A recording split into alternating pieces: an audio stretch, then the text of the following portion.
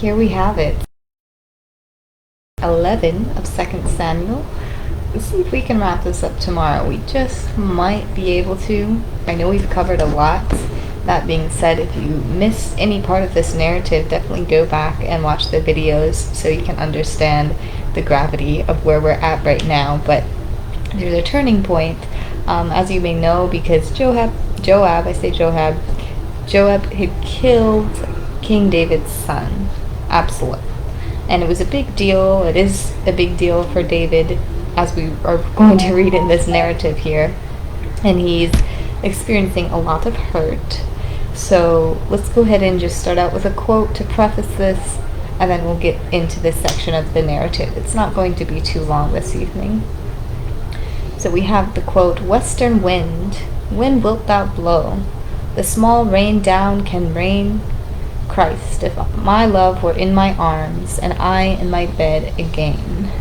This is from Oxford Book of the 16th Century Verse. So with this, immediately thinking of longing, and this is exactly what King David is about to feel, a sense of longing for his son.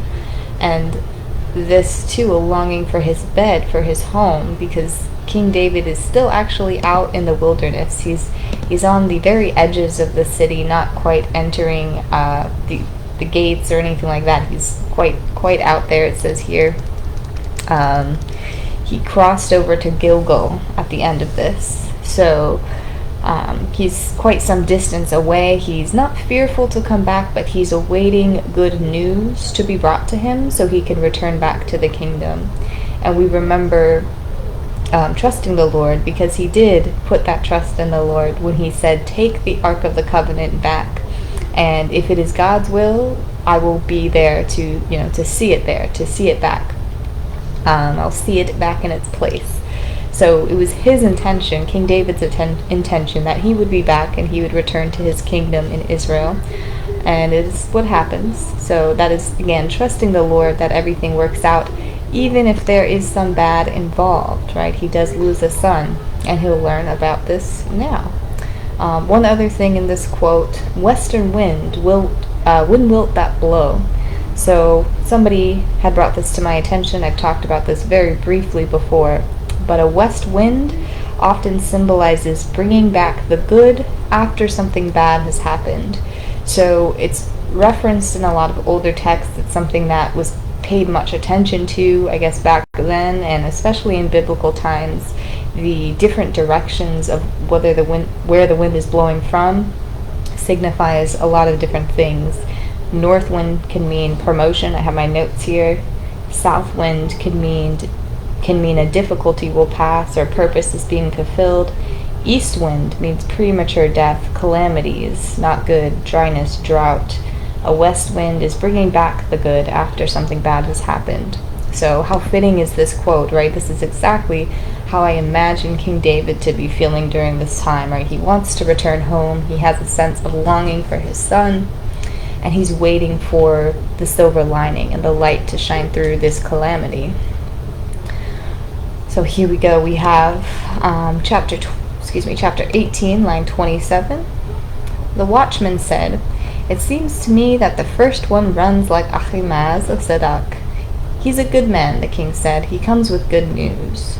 So here's the king awaiting news. And if you remember, Joab sent the Cushite to go run and tell King David the news. But Ahimaaz, he really wanted to go instead of the Cushite. But Joab went ahead and said, "All right, go ahead and run." He was petitioning to Joab to let him run alongside the Cushite, I guess.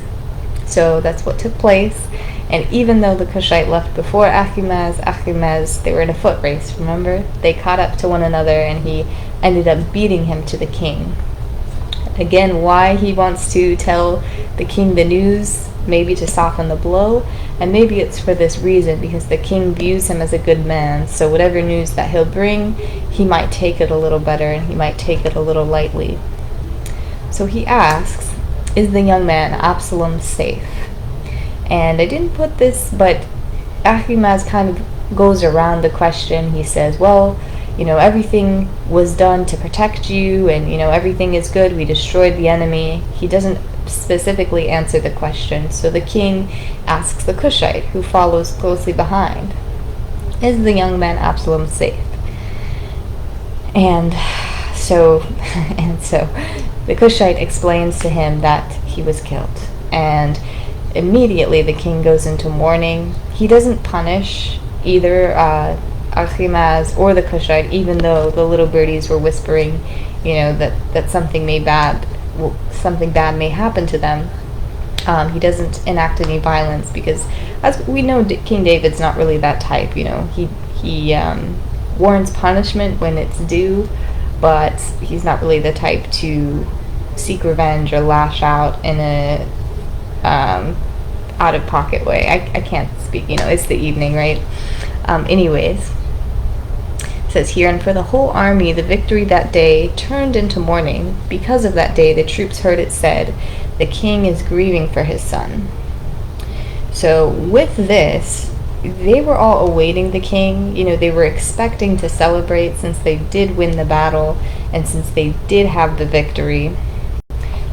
So when the news was brought that the king had turned to grieving, the emotions kind of jumbled up on top of each other, and they were all mixed up.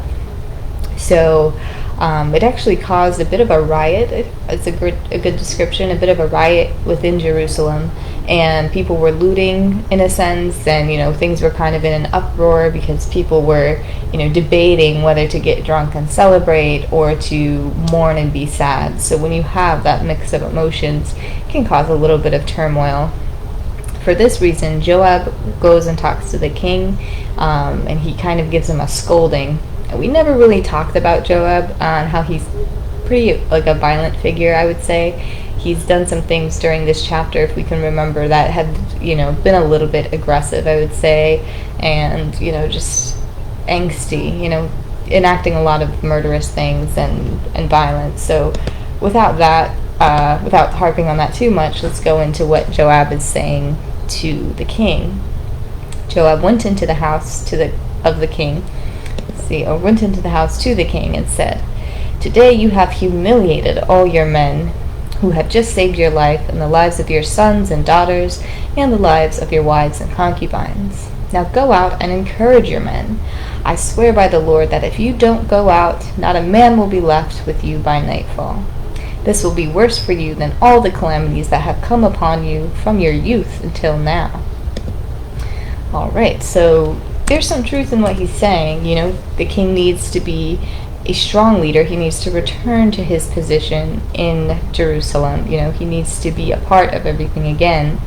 But Joab, I think, takes some sensitive jabs at the king, bringing up all the calamities that have happened to King David during his youth and now, saying this is all your fault, you're lacking in leadership. He's taking some jabs when somebody's heart is still tender. So I think Joab definitely has a harder exterior and a hard edge about him, and throughout the chapter he's been pretty gruesome, I would say. But anyways, it did get to the king, right? He's convinced that he should go and save face and show up for the people.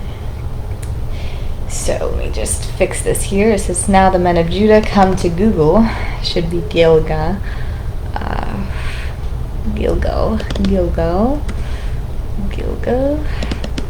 Okay. Now the men of Judah had come to Gilgal to go out and meet the king and bring him across the Jordan. With him were 1,000 Benjamites, along with Ziba, the steward of Saul's household, and his 15 sons and 20 servants. They rushed to Jordan, where the king was. It says, Mephibosheth, Saul's grandson, also went down to meet the king.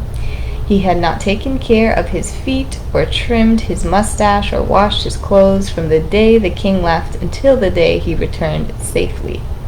When the king came from Jerusalem to meet the king, when he came from Jerusalem to meet the king asked him, "Why didn't you go with me, Mephibosheth?" He said, "My lord, the king, since I, your servant, am lame, I said I will have my donkey saddled, and I will ride on it, so I can go with the king. But Ziba, my servant, betrayed me, and he has slandered your servant too, my lord the king. My lord the king is like an angel of God, so do whatever you wish. So this was a little bit of a conflict, I guess, between Mephibosheth and Ziba. Ziba is loyal to the king, but he did stay, or maybe he returned in the time being, I'm not exactly sure. It seems like Ziba went with the king initially, then went back with most of the soldiers, and then went to go fetch him. But Mephibosheth, if you remember, was Saul's grandson that was lame. He could not walk. So he wanted to go, but Ziba kind of embarrassed him and said, no, that's not fitting for a man of your stature, and you could not attend. So I think the king decided, he's like, go ahead and take a big chunk of land and split it between the both of you. And then I think Mephibosheth was kind of bitter towards that and said, no, Ziba can have it all. He has all these wives and concubines and children. So I think there was some kind of tiff between them anyways. It says here, Barzillai the Gileadite also came down from Roglim to cross the Jordan with the king and to send him on his way from there. All right. There's a few spots, I apologize. There's a little bit of a gap here that I do forget what happened. One of them, I think Barzillai was the one who was ill.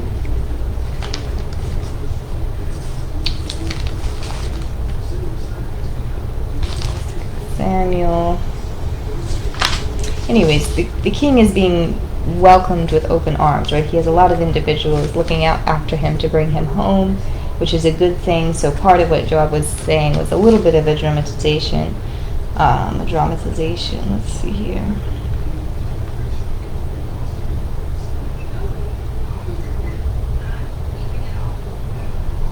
Oh yes, Barzillai was old, 80 years of age. He had provided for the king during his stay in Mahanaim.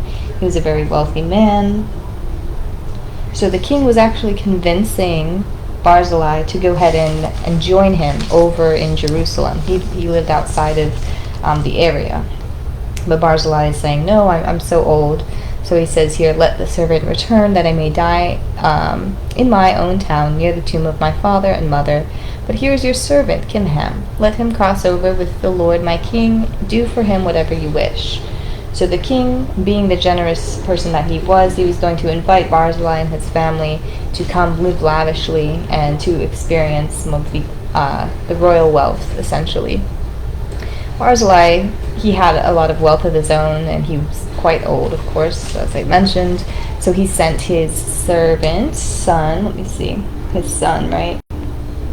Asking myself what somebody's going to answer.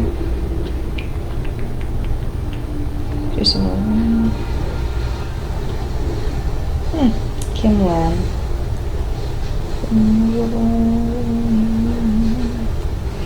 I'm looking. I don't actually know the relation. It's not clear to me here. Anyways, Kimham is a part of the Barzillai group family, okay? He sends Kimham with him, okay? To enjoy in the royal splendor.